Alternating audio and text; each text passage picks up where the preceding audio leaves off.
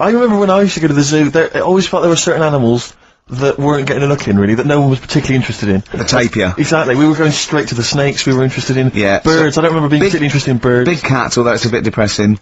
Great apes. Yeah. Reptile, you're right, reptiles, yeah. Birds, unless it's a big one that you think could rip a dog apart. Yeah, a vulture, you go, brilliant. Eagle, Yeah, exactly, yeah. Owls are brilliant. Yeah, owls great, but I've always wanted a little owl on my desk. I'd like be doing work, and there'd be a little owl there, and I go, can you give me that pencil? And it just sort of goes over and gets me a pencil, goes, cheers, and it just watches me, and it thinks I'm brilliant. Do you know what I mean? Not really, no. No? No, I've never had nurse to have any kind of animal sat on my desk. No, Carl? You'd like a little owl, wouldn't you, that helped you? No, I had a little magpie, didn't I? We've talked about that. Oh, he came down and, started pecking your grifter, didn't he? Yeah. What was his name? Maggie. Sure. Inspired. And you took it to school and it didn't come back Didn't come back, didn't see it again. Oh dear. Did it ever peck your head? Because you used to have hair, didn't you? Yeah. No, it did. It started getting a bit violent. Really? Yeah.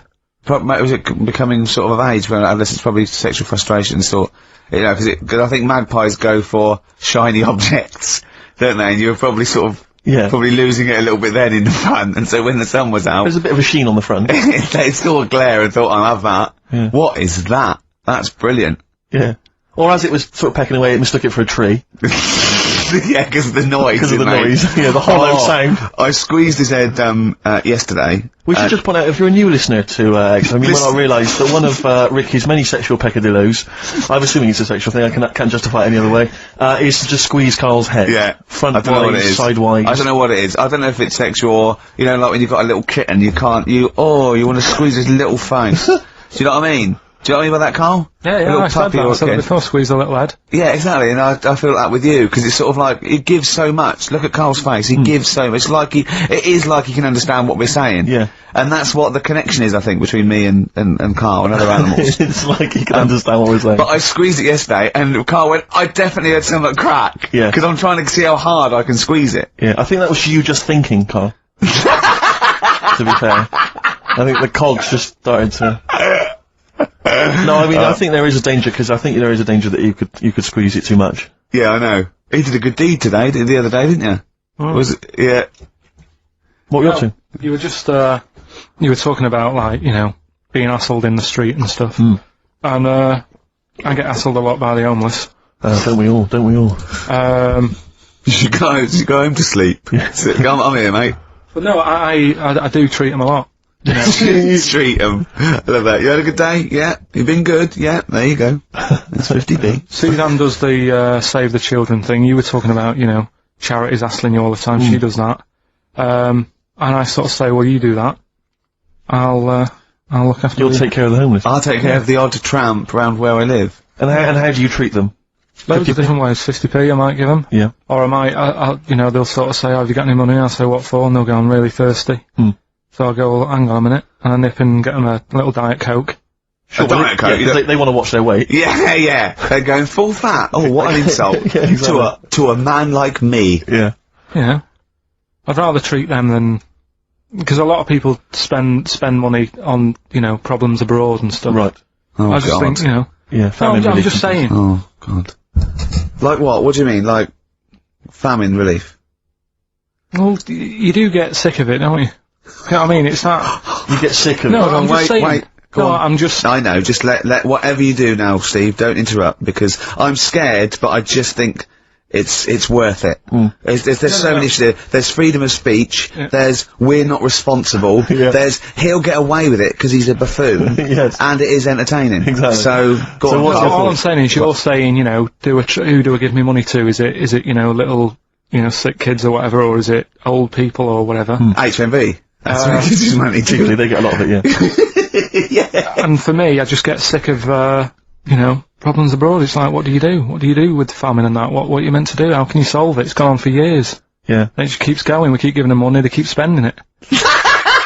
And you're not getting any return for your cash? Well, it's just how many times, you know, they've got to learn. What do you mean they've got to learn? What, you're going to teach them a lesson? What do you mean they've got to learn? What do you mean? Well, what are they doing with it? Yeah, they must have, like, better interest accounts or something where, you know, look after, put the money in the right things. Sorry, do you think that Bob Geldof sort of writes him a cheque? He goes over and he's in the helicopter and there's millions of them, and they go, it's Geldof from Boomtown Rats. Brilliant. If there's one man that can help us. Yeah, I hope he doesn't sing. He's not going to sing. He's got some money for us. And he comes down and he goes, do you want a check or do you take Switch? They go, we don't take Switch. He goes, there's a check. They get things doing like... it again though, isn't he, as well? I mean, he? alright, you know, he used to work here, Bob. He's a lovely fella and that, but... Yeah, he's a lovely man. But how many times can you save the world? You know, he's over there again helping out, and it's like, well, you know, what do you do? Are you saying don't bother because it keeps happening? Not well, I'm not saying that. You know what I mean? I'm not daft. But that's what you're thinking. And Carl, you are daft. Yeah, exactly. I don't know what the answer is. Do you know what I mean? So you're just saying wash your hands of the whole affair, leave them to it? Yeah. Sure. Are you really just saying it's nature, it's tough luck, just don't interfere? Like a wildlife programme. Is that what you're saying? Don't interfere. Are you basically just saying it's not my concern? This has got a bit heavy. Can we do Cheeky Freak of the Week?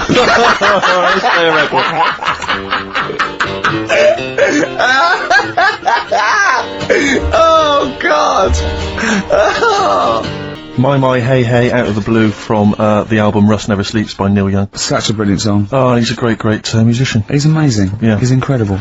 I think we're playing Neil Young track a week. Okay. From now until Christmas. Brilliant, okay. Alright? Excellent. On XFM 104.9, American Radio with Steve Merchant and Karl Pilkington. We were talking about the homeless. I saw a homeless guy in the week as I was walking down Finchley Road, and he was peering in the window of one of the Dixons or something like that, just checking out the details on one of those cable TV packages. And I thought, one step at a time. I mean, firstly, I don't know, start eating your dinner off a plate. Yeah.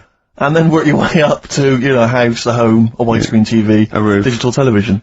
But it's odd. Well, that might answer one of the questions, because I keep getting recognised by homeless people, and I never know what to say. I think, well, either they're not really homeless, and they've got sort of digs or something, and they watch television, or the scariest one is that they've become homeless in the last few months since the office. I think, oh God, that's really scary. Or they are watching it in Dixon's. They're going, the office is on tonight. Yeah. What are you doing? Yeah. Going down to Dixon's. Or they think you're one of them. Or that, well, I am. I mean, the way you dress. Well, no, some that are probably not quite, got their faculties, maybe a little bit worse for wear, think they recognise me. And they whole scenarios where they're going, remember we were chatting, I was going, yeah, how are you? And it's just they recognise someone. Right, yeah. But that's a bit weird. But I mean, I think that's the worst thing, homeless. On a serious note, it is outside health. We're talking about charity, and I don't know, I sort of, got this standard where I've been sort of like caught in the street. But the ones that I'd choose, I'd always think, charity is what touches you. You can't change the world, but you can change your bit. So cancer, obviously, because I'm mum, so I give to cancer. And I think outside health, the next one must be being homeless, because there's nothing you can do. It's got everything. You're scared, bewildered, you're cold. It's just everything. Even if you're healthy and homeless, eventually you're not going to be. But I do feel bad because, you know, I always feel that I want to give to the health charities. Like cancer, for instance, because there's that fear that I might get it. Well, yeah, it's not just that. It's just like, if you're not healthy, that's the first thing, isn't it? If your life's being threatened, there's nothing else you can really worry about. Yeah. But I don't know if that makes it wrong though. That it's like I'm investing in a possible future. Yeah. Well, not really, because it's the same for everyone, isn't it? But you know. Yeah. But, I saw a homeless guy as well, looking through the bins, but he wasn't pulling out food and scraps. He was pulling out newspapers. Just having a read. Yeah. I always find that odd. I see that a lot, homeless guys. I don't know if they're just checking out the TV listings. For when he finally gets his When's the office cable. on? Yeah, the office, they've moved it. They've moved it to Choice and, UK Gold. I don't blame him, because I mean, there is some cracking stuff on cable TV. Some great stuff. But I was flipping through the other day, and on digital TV, you can see what other shows are on while you're watching something. I was flipping through, and there was one, and it was called, now, when are you ever in the mood to watch a TV show called I Survived a £200 Tumour? When was that on? Because it seems to me that if you've got a £200 tumour, you probably want to watch something else that'll take your mind off it, Big Brother or whatever. I'm not £200. Well, I can't imagine what this is. A £200 tumour. It must have been an error. £200 tumour? It must have been a £200 tuna. It was probably someone fell in the water. And it came I survived a £200 tuna. Yeah, and it was just a spelling mistake. Sure. A £200 tumour. That's like, isn't that like kind of having That's Mr. another T person. That is another person. Maybe, oh my God, maybe it was all his life they told him it was a Siamese twin. But someone had just painted a little face on it when he was at school. Just drawn a little face exactly, on it. yeah, and they go, it's not your twin brother. I goes, isn't it? He goes, no, it's a tumour. We better take it off. It's £200. £200? That can't be right. You sure it wasn't £20 tumour? I'm assuming that's what it probably would have been. But it was certainly £200 on the digital thing. Maybe that's a mistake.